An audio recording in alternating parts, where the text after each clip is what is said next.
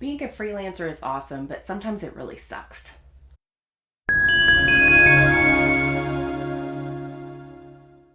Hi, and welcome back to my channel. If you're new here, my name's Tanya. And today we're going to be focusing on freelancing. I've put lots of content up lately about how to go about freelancing, how to get clients, things you need to know to be a good freelancer, but I haven't talked about exactly what it's like to be a freelancer. And as a freelancer, that's exactly what we're going to get into today. We're going to have a little coffee chat. So grab your coffee, your tea, wine, bourbon, whatever your beverage of choice is, and let's just chat for a few minutes. So first of all, to give you a little background if you're new here, I am a freelance musician. I teach music lessons. I also run a coaching business where I help other creatives build out passive income streams and get their websites found on Google. And I run 3 blogs. I'm very multi-passionate, and all of this would be considered self-employment, freelance work, solopreneur, whatever you want to call it. Basically, I'm my own boss. And we're going to talk about the pros and cons of going into business for yourself as a freelancer. So first of all, let's go through the pros because, being a freelancer is totally awesome. You get to be your own boss. That's one of my favorites. I don't have a boss to answer to except for myself. Now, some may also think that this is a con because if you don't have a boss, there's nowhere to answer to. So on those days you just don't want to go to work, you kind of still have to, and you have to be the one to make yourself do that. You have to be very determined. You have to be very self-motivated. But at the same time, you make the decisions that you think are best for your own business. The other thing that I love about being a freelancer is the flexibility that it offers. I love that I set my own schedule.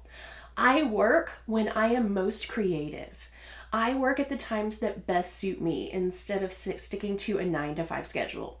Now for me, I'm a morning person. I love to get up early in the morning and just get started. Some people are evening people, and that's fine. You can work at night. You work at a time that feels best for you when you're doing freelance work. You also have the ability to work from pretty much anywhere. I work from my home office. I work from the schools between private lessons. I work in coffee shops. If we travel and I need to get some work done, I can just take my computer and get some work done while I'm on the road. But that flexibility is so wonderful. Also, the flexibility of schedule. If something comes up, if there's a family emergency and you need to move stuff around, you can do that. If you need to take time off, you can do that. You don't have to check in with your boss. If you need to move the schedule around because you have to pick the kids up from school, you have the ability to do that as a freelancer. And you get to do work that you're passionate about. At least I hope. I don't think anyone would choose to go into a business that they absolutely hated. So you get to do stuff you're passionate about at work. They say if you do something you love, you'll never work a day of your life. Well, I will tell you that's not true. There are days that it totally feels like work, but I also love what I do. And I don't have to work with clients I don't like. If there's a client that's just not working out, I just cut that client because I don't need that kind of stress in my life. And as a freelancer, you have the ability to do that. You don't have to work with all the clients your boss gives you. You can work with who you want and who you work with well. Now, that's lots of pros, but freelancing, as much as it's totally awesome, sometimes it can totally suck. So let's get into the cons of freelancing. Now, we talked about the flexibility of schedule, the ability to take time off when you need to. That can also be a con because when you're a freelancer, if you're not working, you're not getting paid. There is no paid time off. I remember going to the movies with some friends, and one of them was talking about how she had a lot of PTO built up. And I just looked at her and I was like, what is PTO? And she laughed, as did everyone else. And apparently, if you don't know, if you're like me, I have never worked a 9-to-5. I've only ever freelanced. PTO stands for paid time off. Something that we don't get. If we're not working, we're not actually being paid. Another thing that you don't get as a freelancer is employer health insurance.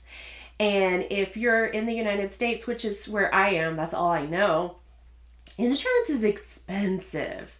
I pay for my own health insurance. I buy it on the marketplace. And let's just say I pay $600 a month for insurance that I hopefully will never use because my deductible is really high. But it's there in case of an emergency. Okay, another thing is sometimes it takes a while to get paid. And that's something I've dealt with lately, to be honest. Like I said, I go into the schools and teach music lessons, and I am at the mercy of the schools to issue my paychecks. I send the invoice in on time. The band director then processes the invoice and sends it to the bookkeeper. The bookkeeper then issues a check, and then the principal has to sign the check before it is sent to me.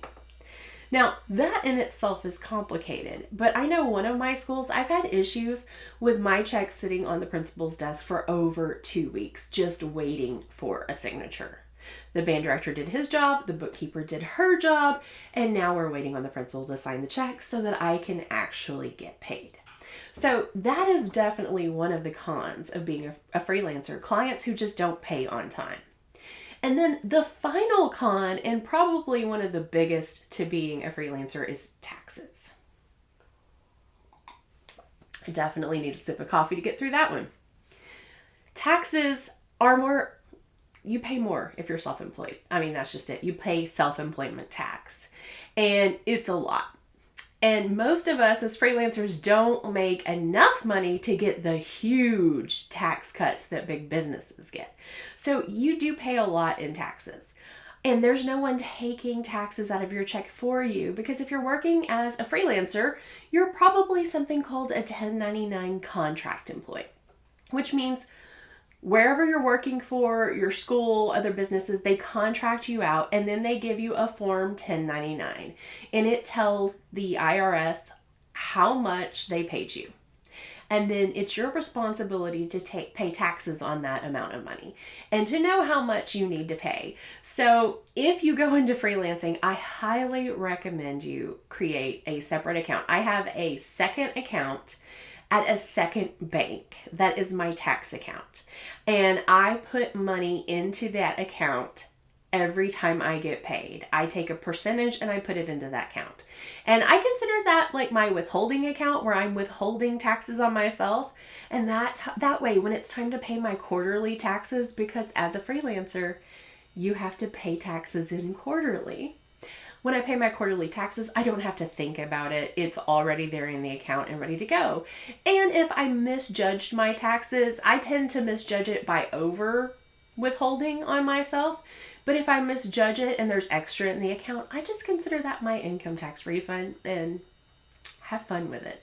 So if freelancing is something that you're looking at and you're really curious as to what it's like, it's a great job. I love being a freelancer. I've been a full-time freelancer since 2005. I was a part-time freelancer prior to that, but I've been freelancing full-time since 2005.